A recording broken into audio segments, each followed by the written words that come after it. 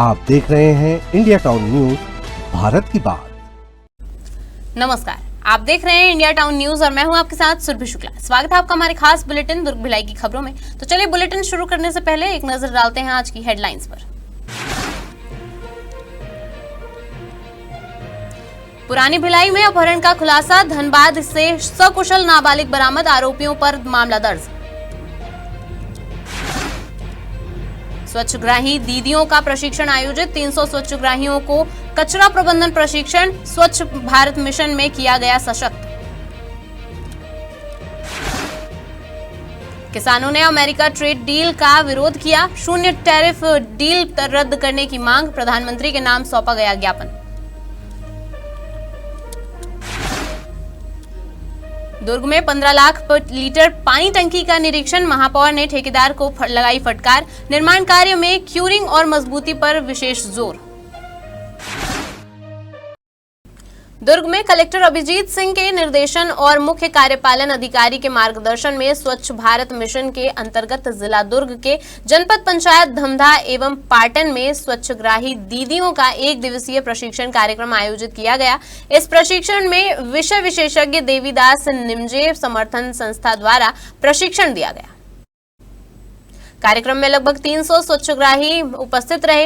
प्रशिक्षण के दौरान स्वच्छग्राहियों को घरों से निकलने वाली गीला और सूखा कचरा के प्रबंधन की जानकारी दी गई। आपको बता दें, इसके साथ ही उन्हें समूह बनाकर आय अर्जित करने के तरीकों के बारे में भी मार्गदर्शन किया गया, ताकि गांव में स्वच्छता बनाए रखने और सुरक्षा ध्यान रखते हुए कचरे का सही प्रबंधन किया जा सके। इस मौके पर कलेक्टर अभिजीत सिंह ने कहा कि इस प्रशिक्षण से स्वच्छग्राहियों को न केवल गांव में स्वच्छता बनाए रखने में मदद मिलेगी, बल्कि वे आर्थिक रूप से भी सशक्त बन सकेंगे। दुर्ग शहर से लगे ग्राम समूदा में उजागर हुए अवैध अफीम की खेती के मामले में अब आवाज उठने लगी है। इसी कड़ी में आज छत्तीसगढ़ पालक संघ के प्रदेश अध्यक्ष नजरुल खान के नेतृत्व में संभागायुक्त से मुलाकात कर उच्च स्तरीय जांच कराने की मांग करते हुए ज्ञापन सौंपा गया। छत्तीसगढ़ पालक संघ के बैनर तले प्रदेश अध्यक्ष नजरुल खान और जिला अध्यक्ष संध्या उपाध्याय ने दुर्ग संभागायुक्त से मुलाकात कर इस मामले में उच्च स्तरीय जांच की मांग की है। उन्होंने कहा है कि छोटे मामलों में जांच पूरी की जाती है, ऐसे में इस बड़ी घटना की भी पूरी जांच होना जरूरी है। उन्होंने आगे कहा है कि जिस नशे से बचाने के लिए शासन और प्रशासन लाखों रुपए खर्च कर मुहिम चलाते हैं, वही नशा आज खुले रूप से अफीम के पौधों के रूप में फल फूल रहा है। आपको बता दें कि इसके लिए स्थानीय जिम्मेदार अधिकारियों और कर्मचारियों की जवाबदेही बनती है। इस अवैध अफीम की खेती से समाज और परिवार के बच्चों का शोषण हुआ होगा, जिसे नजरअंदाज नहीं किया जाना चाहिए। पुलिस अभी खाना पूर्ति कर रही है। मैं समझता हूं कि 10 ग्राम का कोई गांजा पकड़ाता है ना, तो पुलिस गांजा कौन लिया, किससे लिया, कहां से आया, कहां से नहीं आया, उड़ीसा से लेके आंध्र प्रदेश पूरा खंगाल डालती है। और ये इतना बड़ा मतलब प्रकरण होने के बाद, अपराध होने के बाद भी अभी पुलिस मतलब सिर्फ मात्र 3 लोगों को गिरफ्तार की है। मैं समझता हूं अब तक तो 300 लोग इसमें गिरफ्तार हो जाने चाहिए, और बिल्कुल होने भी चाहिए, क्योंकि मैं बार बार कह रहा हूं कि ये 2 और 3 लोगों की करतूत नहीं है। और इसको जो राजनीतिक व्यक्ति है, जो इसको कांग्रेस और बीजेपी का विषय बता रहे हैं, उनको शर्म आनी चाहिए। अरे किसी मुद्दे को तो छोड़ दो, किसी मुद्दे पे तो आप कांग्रेस बीजेपी मत करो। यह मुद्दा छत्तीसगढ़ की प्रदेश की अस्मिता का है, छत्तीसगढ़ के प्रदेश की को नशा मुक्त करने का मुद्दा है। दुर्ग रायपुर नेशनल हाईवे पर स्थित कुम्हारी फ्लाईओवर में रूटीन मरम्मत कार्य के चलते दुर्ग से रायपुर की ओर जाने वाला फ्लाईओवर का ऊपरी मार्ग कुछ दिनों के लिए बंद रहेगा। यह फ्लाईओवर आज से अगले 8 दिनों तक यानी 18 मार्च तक बंद रहेगा। दरअसल फ्लाईओवर के नियमित तकनीकी निरीक्षण के दौरान इसमें कुछ मरम्मत कार्य की आवश्यकता पाई गई थी। इसी कारण सुरक्षा को ध्यान में रखते हुए फ्लाईओवर के ऊपर से दुर्ग से रायपुर की ओर जाने वाले मार्ग को अस्थायी रूप से बंद करने का निर्णय लिया गया है। इस दौरान दुर्ग से रायपुर की ओर जाने वाले सभी छोटे बड़े वाहनों को फ्लाईओवर के नीचे बनी सर्विस लेन से गुजारा जाएगा, यानी वाहन फ्लाईओवर के ऊपर से नहीं जा पाएंगे बल्कि नीचे वाले रास्ते से ही अपनी यात्रा जारी रखेंगे। इससे मरम्मत का काम भी आसानी से हो सकेगा और यातायात भी चलता रहेगा। शून्य टैरिफ पर अमेरिका से कृषि और डेयरी उत्पादों के आयात पर रोक लगाने और ट्रेड डील को रद्द करने की मांग को लेकर दुर्ग में किसानों ने जोरदार प्रदर्शन किया। इस दौरान उन्होंने जमकर नारेबाजी कर अपनी मांगे रखी। छत्तीसगढ़ प्रगतिशील किसान संगठन के बैनर तले किसानों ने गांधी प्रतिमा के पास धरना प्रदर्शन किया। देश भर के किसान संगठनों के साथ एकजुटता दिखाने के उद्देश्य से यह प्रदर्शन आयोजित किया गया। किसानों ने 2 घंटे तक धरना देने के बाद अतिरिक्त तहसीलदार को प्रधानमंत्री के नाम ज्ञापन सौंपा। इस दौरान प्रदर्शनकारियों ने कहा कि शून्य टैरिफ पर अमेरिका से आयात होने वाले कृषि और डेयरी उत्पाद भारत के किसानों और दुग्ध उत्पादकों को प्रतिस्पर्धा में टिकने नहीं देंगे और उन्हें बर्बाद कर देंगे। उन्होंने डील को गैर बराबरी का समझौता करार देते हुए इसे तत्काल रद्द करने की मांग की है।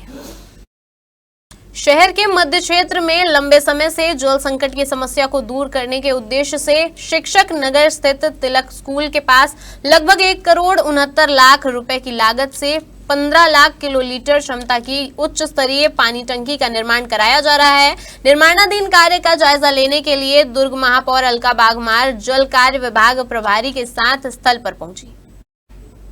इस दौरान महापौर ने निर्माण कार्य में अपेक्षित गुणवत्ता न मिलने पर ठेकेदार को कड़ी फटकार लगाई। उन्होंने कहा कि पानी की क्यूरिंग बेहतर हो और निर्माण कार्य में किसी भी प्रकार की लापरवाही बर्दाश्त नहीं की जाएगी। महापौर ने इंजीनियरों और ठेकेदारों को निर्देश दिए हैं कि कार्य निर्धारित मानकों के अनुरूप मजबूत और गुणवत्तापूर्ण किए जाएं ताकि समय पर टंकी का निर्माण संपन्न हो सके। आपको बता दें कि कई क्षेत्रों में लंबे समय से लेकर लो प्रेशर के कारण जल आपूर्ति में समस्याएं बनी हुई है। इन क्षेत्रों में जल आपूर्ति को सुचारू करने के लिए ही शिक्षक नगर तिलक स्कूल के पास यह उच्च क्षमता पानी टंकी बनाई जा रही है। शहर के विभिन्न वार्डों में चल रहे विकास कार्यों का भिलाई निगम आयुक्त राजीव कुमार पांडे ने सघन निरीक्षण किया। इस दौरान आयुक्त ने शहर के बुनियादी ढांचे को मजबूत करने और नागरिकों की सुविधाओं में सुधार के उद्देश्य से निर्माणाधीन मुख्य नाला एवं सीमेंटिंग कार्यों का जायजा लिया। आयुक्त ने संबंधित अधिकारियों को कार्य शीघ्रता से पूर्ण करने के कड़े निर्देश दिए। इसके अलावा आयुक्त ने कोहका सड़क 2 और 3 में 98 लाख रुपए की लागत से हो रहे सीमेंटिंग कार्य का भी अवलोकन किया। उन्होंने बताया कि सड़क निर्माण से स्थानीय नागरिकों को सुगम आवागमन की सुविधा मिलेगी। सड़क के निर्माण के साथ साथ गंदे पानी की सुचारू निकासी के लिए सड़क किनारे नालियों का निर्माण भी सुनिश्चित किया जा रहा है ताकि जल जमाव की समस्या उत्पन्न न हो। भिलाई निगम के इस पहल से शहरवासियों को बेहतर परिवहन सुविधा और सुरक्षित वातावरण मिलने की उम्मीद है। थाना पुरानी भिलाई में बीएनएस के तहत दर्ज अपहरण के मामले में दुर्ग पुलिस को बड़ी सफलता मिली है। जी हां, पुलिस टीम ने अन्य राज्यों में कार्रवाई करते हुए अपहृत बालक को सकुशल बरामद कर लिया है। साथ ही इस मामले में 2 आरोपियों और 1 नाबालिग को हिरासत में लिया है। मिली जानकारी के अनुसार थाना पुरानी भिलाई में अपहरण का मामला दर्ज होने के बाद पुलिस द्वारा बालक की तलाशी के लिए विशेष टीम गठित की गई। जांच के दौरान पुलिस टीम को झारसुगुड़ा, धनबाद सहित अन्य राज्यों में भेजा गया। जांच के दौरान बालक के संपर्क में आए व्यक्तियों के बारे में जानकारी मिली। पूछताछ में सामने आया कि आरोपी बैंक खातों और पासबुक को अवैध रूप से उपलब्ध कराकर साइबर धोखाधड़ी के माध्यम से धन कमाने का काम करते थे। आपको बता दें कि पुलिस जांच में यह भी सामने आया है कि बैंक खाते से संबंधित लेन देन के विवाद के कारण बालक धनबाद गया था, जहां आरोपियों द्वारा उससे पैसों की मांग की गई। बाद में आरोपियों ने बालक को छोड़ दिया। इसके बाद पुलिस टीम ने धनबाद से बालक को सकुशल बरामद कर लिया।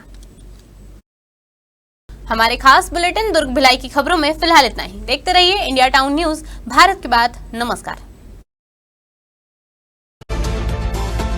आप देख रहे हैं इंडिया टाउन न्यूज, भारत की बात।